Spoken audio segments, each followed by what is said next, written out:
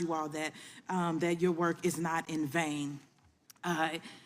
St. Louis and I are here today to talk about accountability for gun violence, for this epidemic that continues to ravage our communities and our country.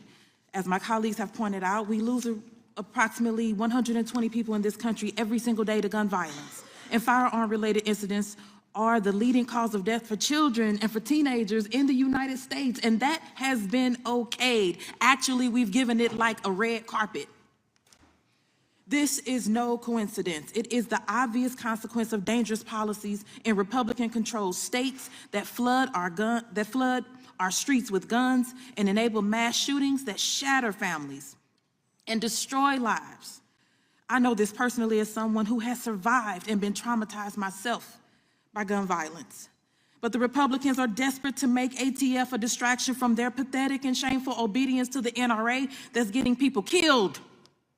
That obedience is having a devastating impact on communities around our country.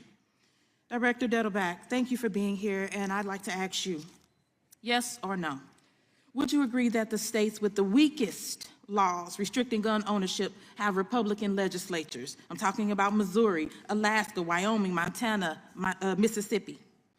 Respectfully, it is not my role to talk about these kinds of questions in my law enforcement role. Well, I will say, I can tell you that a recent study by Everytown comprehensively documents the states with the weakest gun laws. The weakest gun laws, the states with the weakest gun laws are overwhelmingly Republican states.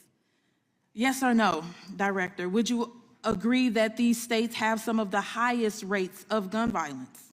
And again, I'm not there to take issue with any of the data that you said, but in my role as running a law enforcement agency, we take the laws that are passed by legislators. Stubborn dog marks. Stop. Discover the power of vitamin C with a new Garnier